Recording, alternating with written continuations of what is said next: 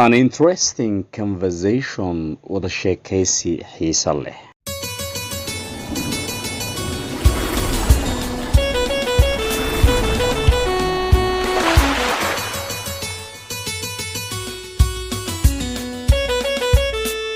Assalamu alaikum warahmatullahi wabarakatuh. Welcome back to English with Susman official channel. An interesting conversation wada sheekaysi xiiso leh. I can't converse with a loquacious student like you. I can't converse lama sheekaysan karo with a loquacious student like you. Arday hadal badan oo adigoo kale ah. Why sabab? Because maxaa yeelay it's too complicated for me. Aad bay igu adag tahay to draw you out inaan kaa dhaadhiciyo my idea fikirkayga ama ra'yigayga. Because maxaa yeelay it's too complicated for me. Aad bay igu adag tahay to draw you out inaan kaa dhaadhiciyo my idea fikirkayga ama ra'yigayga. We are at a cross purpose waynu ismaandhaafsannahay. So sida awgeed let us calm the matter ina keen dejinay xaaladda and put forward soona bandhigno an interesting topic mowduuc xiiso leh about ku saabsan political affairs arrimaha siyaasadda. I'm not interested in policy. Ma xiiseeyo ama ma daneeyo siyaasadda. Because maxaa yeelay policy siyaasaddu is full of waxaa ka buuxo lies, been and deception iyo dhagar. What do you like to focus on? Maxaad jeceshahay inaad diiradda saarto? What do you like? Maxaad jeceshahay maxaad ka heshaa to focus on inaad diiradda saarto? I'm fond of waxaan ka helaa talking ka hadalka about ku saabsan social affairs ama social media. Baraha bulshada wax ku saabsan ayaan ka helaa inaan ka hadlo.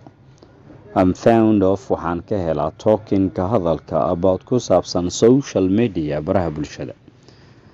This is the worst topic. Kani waa mowduuca ugu xun to talk about in laga hadlo wax ku saabsan.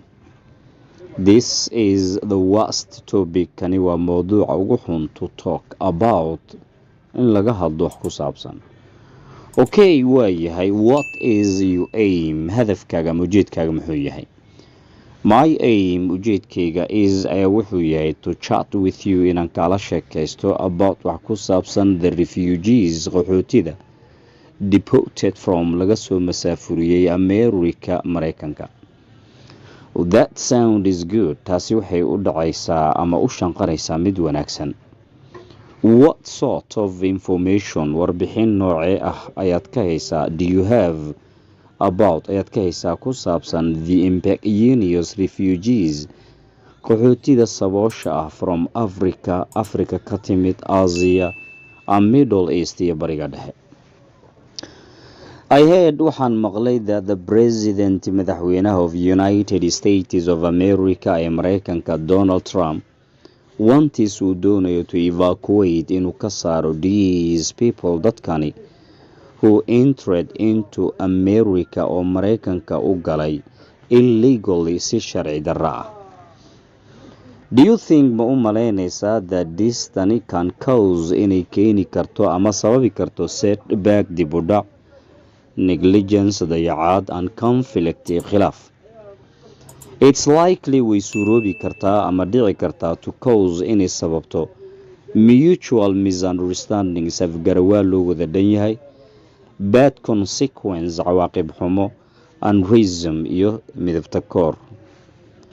However, si kasta haatee the president madaxweyne Donald Trump decided wuxuu go'aansaday and insisted on kuna adkaystay deporting inuu ka masaafuriyo these people dadkani who can't keep the wool from the door kuwaasoo aan yeeyida ilinka ka celi karin aan haysan macnaha wax lacago gaajada ay kaga hortagaan.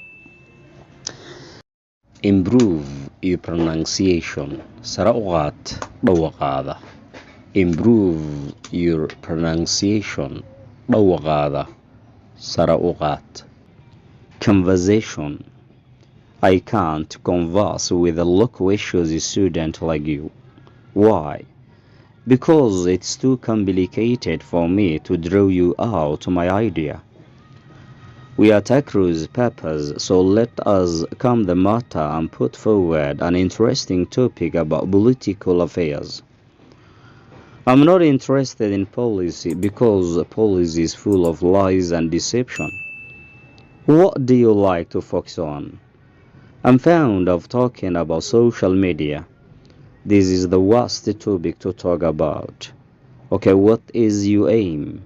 My aim is to chat with you about the refugees deported from America. That sounds good. What sort of information do you have about the impecunious refugees from Africa, Asia, and Middle East? I heard that the President of United States of America, Donald Trump, wants to evacuate these people from Africa who entered into America illegally. These people who entered into America illegally. Do you think that this can cause setback, negligence, and conflict? It's likely to cause mutual misunderstanding, bad consequence, and racism. However, the President Donald Trump decided and insisted on deporting these people who can't keep the wool from the door. Thanks. ألف لخن نبي ألف لوس نبي ألف لقول